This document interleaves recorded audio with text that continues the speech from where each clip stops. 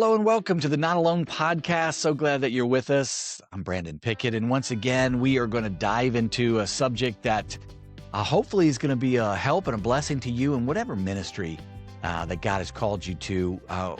This week might be a topic that some of you love and some of you don't like to talk about or hope somebody else handles, and that's finances. And when I think of finances and ministry, there is one name that just comes right up to the top.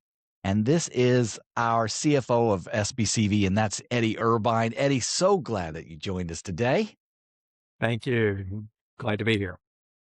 And thank you so much for the years of service that you've had with SBCV. But I kind of want to ask you, before you came to SBCV, how did you start out in finance? Is this something that you wanted to do for years?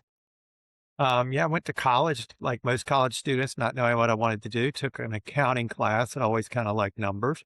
Took my intro to accounting, didn't open the book and got an A, and somehow decided that was going to be my major. Got much harder Yeah. as I moved up, but graduated with Bachelor's of Science in Business Administration with a degree in accounting, and then worked my way through auditing at a publicly owned company. And then from there, moved on through state government for about 8 years, serving in different accounting and management roles.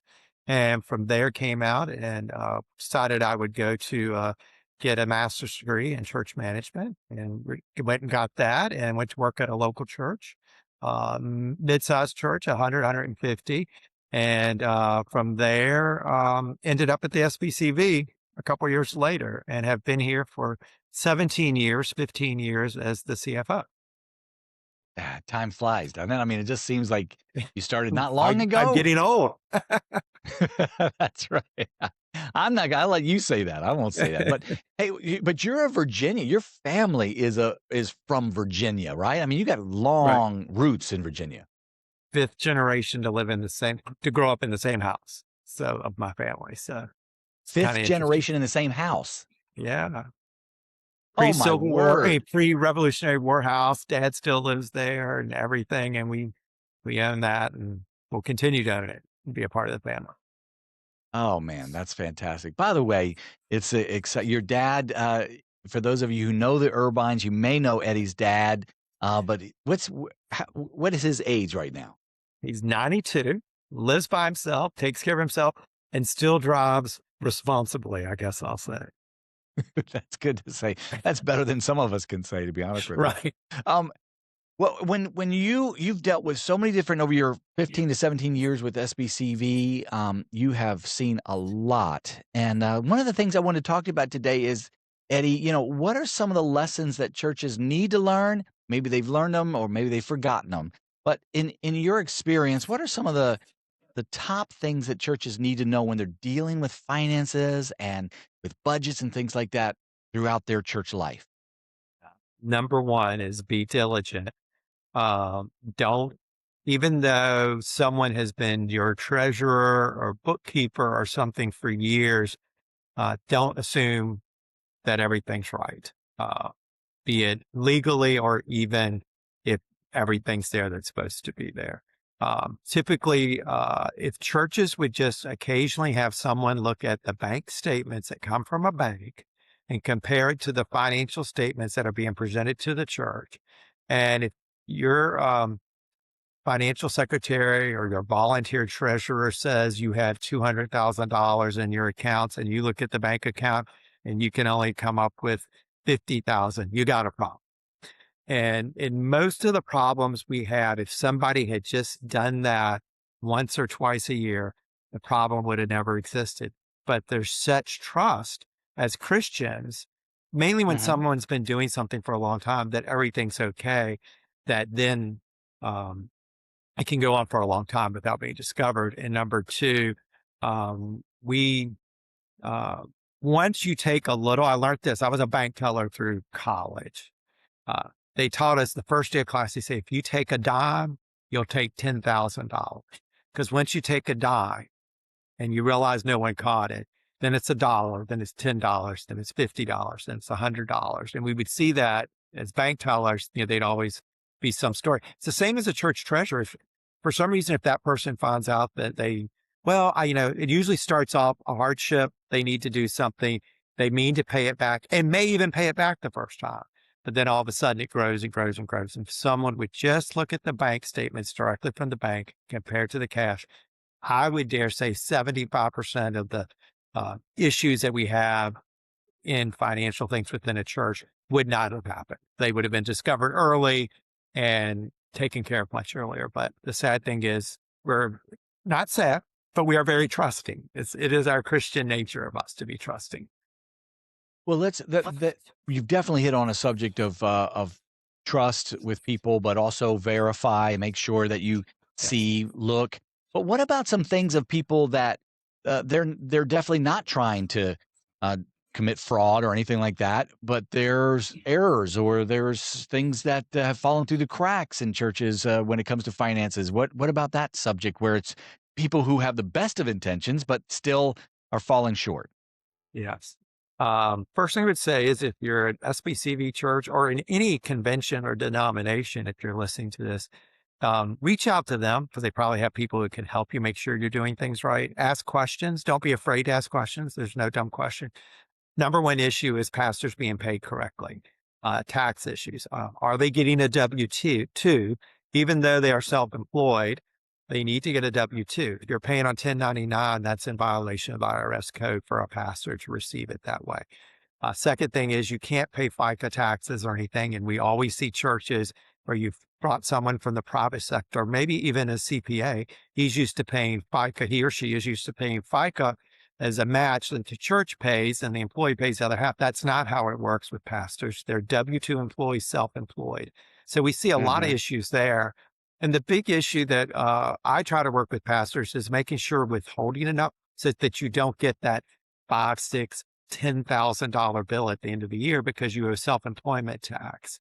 So that's one of the big areas that we see issues. The others is not using an accountable reimbursement plan to help pastors um, receive reimbursement that is non-taxable. So it is a way in which the church doesn't have to increase what they actually pay out of their budget for a pastor, but a way that they can reimburse for things like books and things that do with the job that a professional needs, rather than the pastor paying for it. If they have an adopted reimbursable plan, they can pay for those. Therefore, no income tax nor any self-employment tax is used on those dollars. And just recently, Guidestone came out with a book where a church was paying $100,000 to a pastor, and he explained by just using a reimbursable plan, he went from getting, I'm going to try to get this right, from getting $38,000 in cash to going to like $46,000 in cash. Still $100,000 expense to the church. It's just how we do those expenses. Mm. And those are two big areas that we see lots of churches making. I wouldn't call it a mistake, not using the advantages that are provided to us by the IRS to make sure that our pastors can have the most income they can without violating any laws or regulations. Again, getting the best information you can, understanding what's out there that is available to you. And one of these things that just came through just recently, the House of Representatives just passed something called the Yes. Clergy Act. And I saw that on Baptist Press the other day. And I was hoping that you could share with us, for those who have not been following this, what it is and why it's important. Okay, I'm not going to get into all the details. I was just recently at a conference, and even the attorney there says we don't know everything behind it yet, and he Okay. follows Yeah. this. So, And it but hasn't been totally basically, passed yet because it has to go to the US the Senate. But Senate's got to flip over, and then they got to make sure it all agrees, and then go to the president. But it was bipartisan, so I think this is the most momentum we've had ever in recent times to get this passed. Um, the This would allow someone who perhaps when they were ordained, you have 1 year to choose whether you want to opt out of Social Security and Medicare, and that's the part many people forget is they're opting out of both. And they're like, oh yeah, they may even be given some advice about, you know, you'll get more money and everything. Well, you won't get a Social Security check, assuming you have no other work and you just started this right out of seminary. So now they'd have an option. My understanding is the option is to get back in the system, but it's not a buyback in, is the way I understand it. And I'm not an expert and have not read the actual legislation. But for someone, you have to have 40 quarters of work paid into Social Security. That's 10 years basically of 10 work. years. Yep. And so this would allow some pastors who opted out to get back in the system, build up Social Security, and have Medicare available to them. It's a huge advantage for most of our pastors because healthcare now is such a big thing in retirement. And Yes. there's lots of unique things like if your wife has it, can you get it? And there's many other nuances in this, but this is a great opportunity for pastors to think about. And as we learn more about it, we will be talking more to it with our partner Guidestone as to how exactly you can opt back in everything. Understanding though it would not start till 2029, they're going to give 2 years to the IRS and to the Department of Taxation to come up with how to actually, the IRS and Social Security, to come up with how to actually do it. The Congress says do it. Having been in state government, they'll take 2 years to figure out how to do it. Oh, man. Okay. So again, if you had opted out and you want to opt back in, it starts in 2029. You'll have a 2-year window to do that, to opt back in and begin contributing. But then you have to have 10 years, or you said 40 quarters. 40 quarters.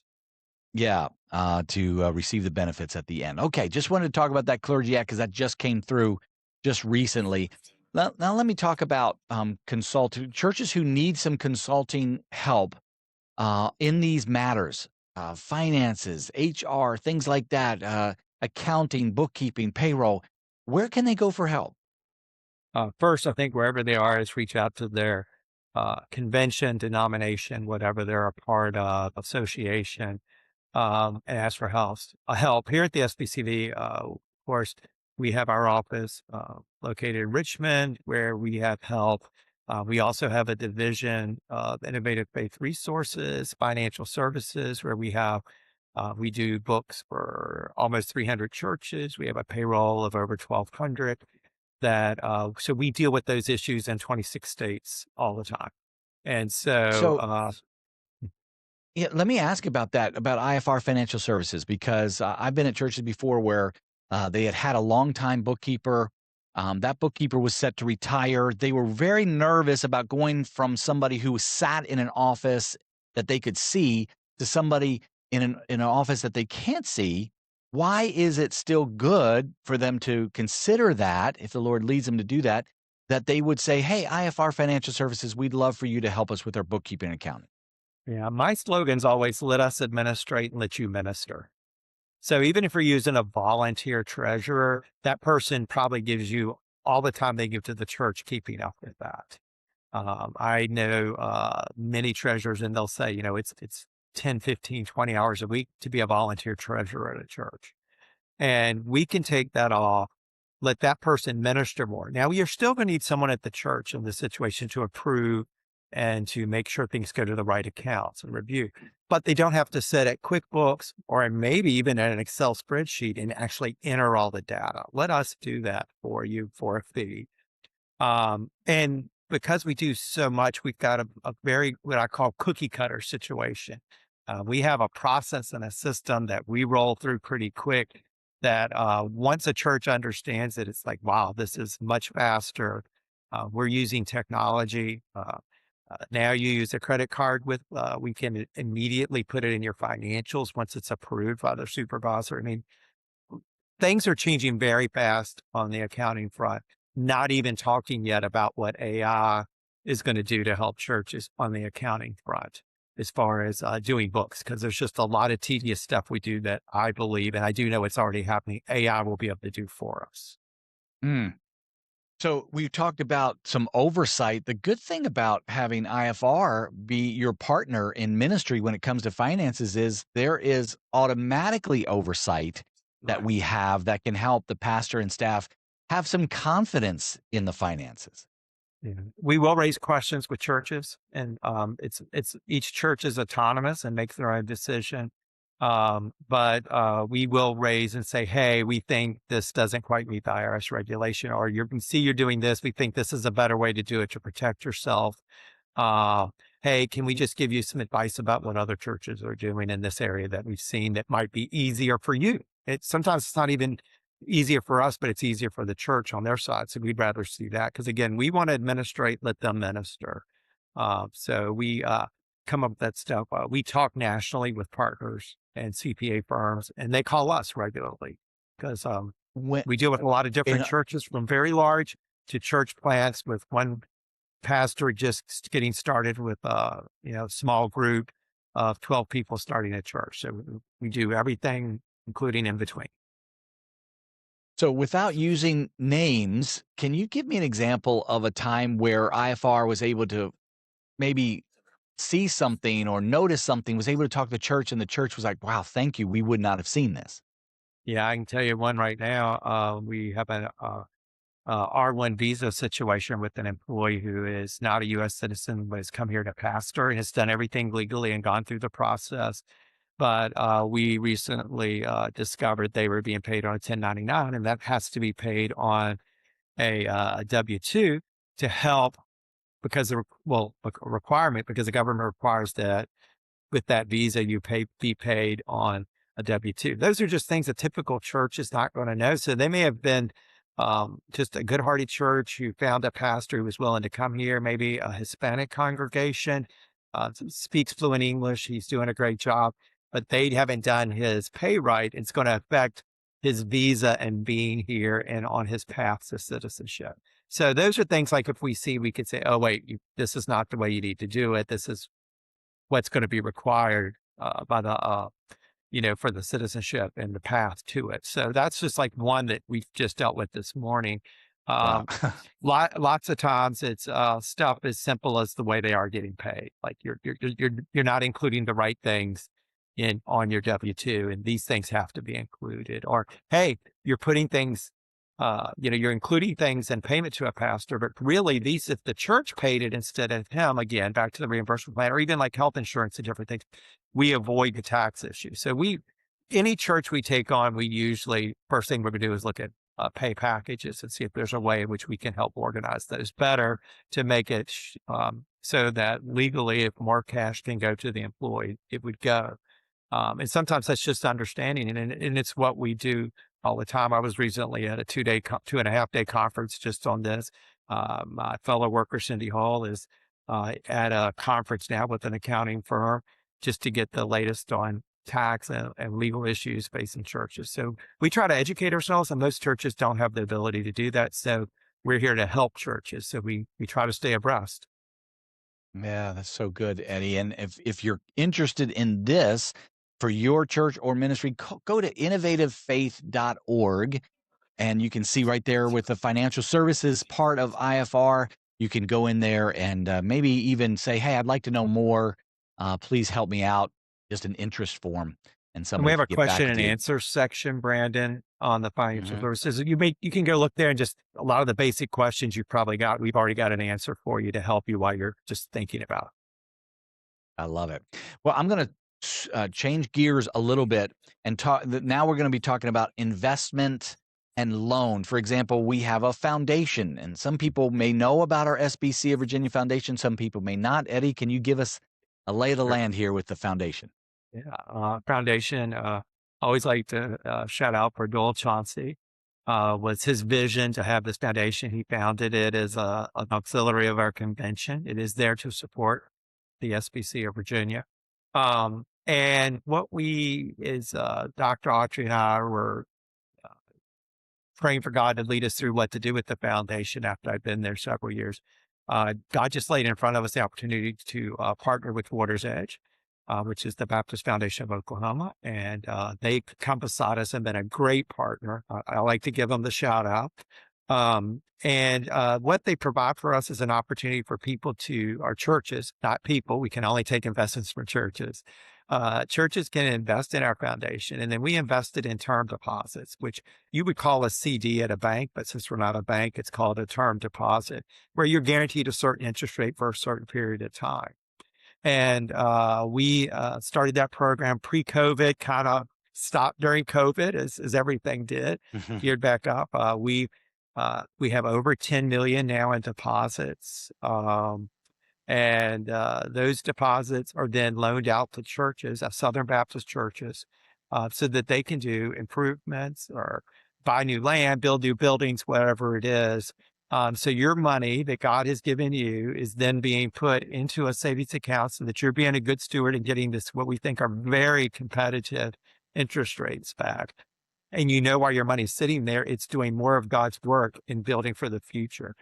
And that's where I think we as Southern Baptist churches maybe have not done as good a job as some denominations in using what God's giving us to make sure that we're doing his work with it, but have it for the day the church needs it. So some churches have they have set up accounts for major projects or just for repairs that may be needed. They don't know when, but they might be needed.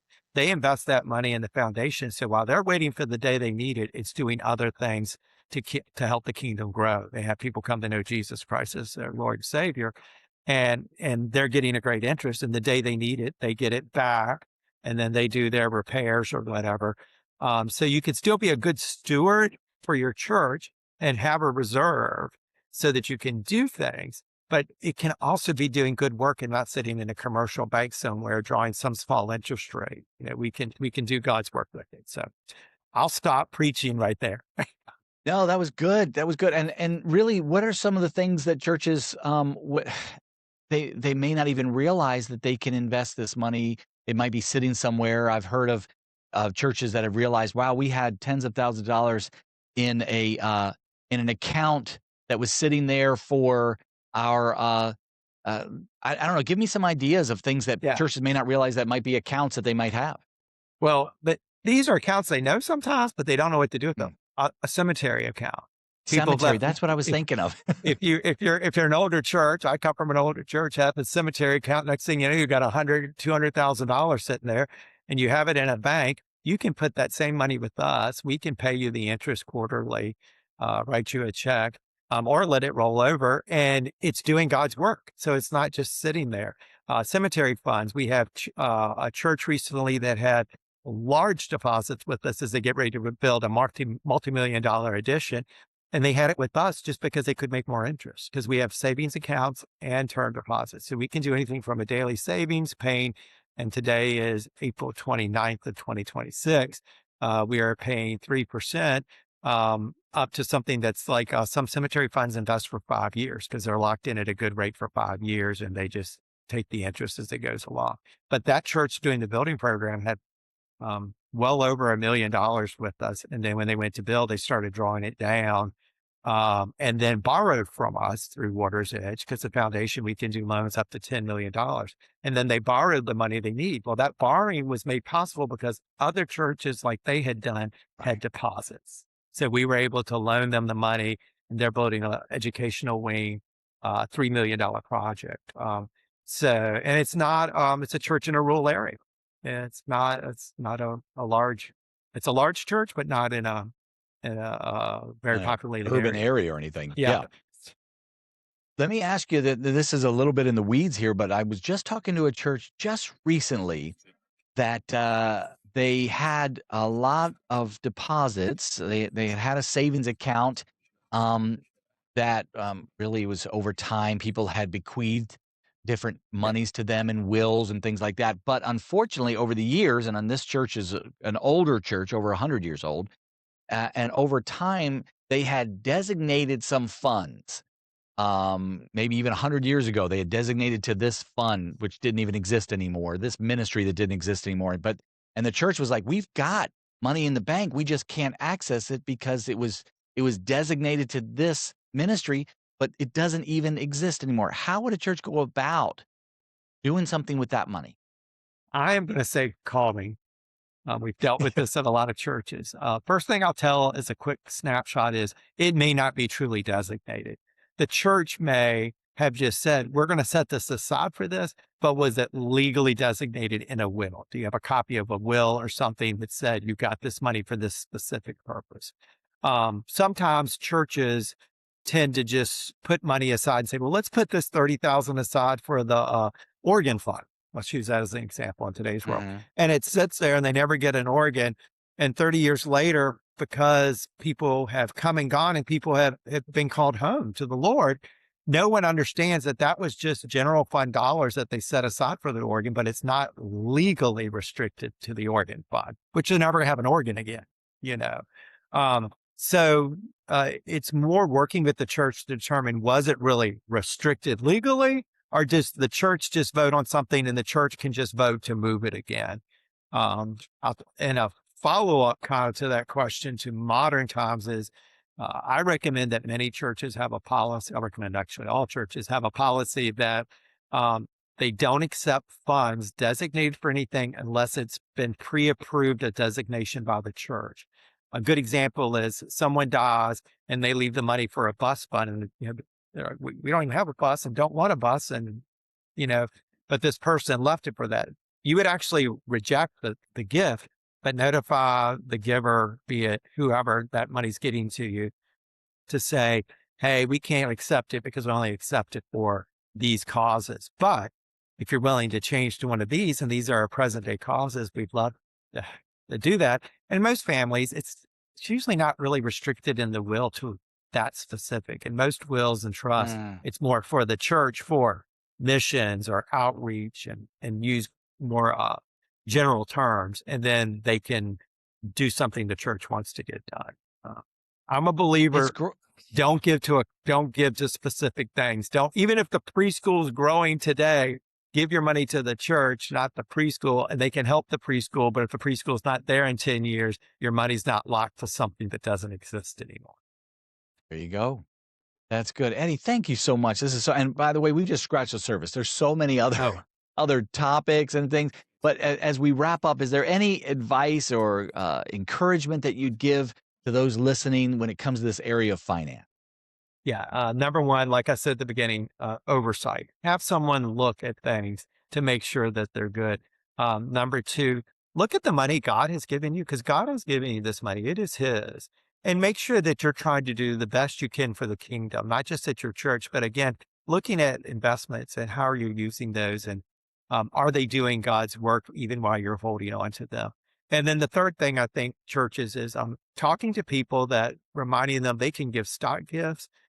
They can give out of their IRA once they turn 73, tax-free to the church. And there's lots of tax planning ways that we can come beside someone. Just in 2025, our foundation handled over $800,000 of stock donations for our churches in Virginia, where the gifts were given to us specifically for a church. The person gets the donation, the church gets the money, and we'll do all the work in between for free for our SBCV churches. So just always be thinking outside the box. And then the others, pick up the phone or write an email and ask a question. We're here to help. I love it. Thank you, Eddie. I'm so glad that you are here to help and have helped so many of our churches. If you'd like to learn more about IFR financial services, go to innovativefaith.org and you can click on the financial services link. If you need Eddie, you can email him, eurbine@sbcv.org. Just write him an email. Eddie, thank you so much and I will for what you have everybody done. One more address. Yeah. sbcvfoundation.org for interest rates and questions about our loans, or if you want to see the current interest rates on term deposits, it's sbcvfoundation.org. Yeah, all right. Thank you, man. That is so good. Things are changing. So if you have any questions, let us know. We'd love to help. And again, thank you so much for listening and watching the Not Alone podcast. We'll see you soon.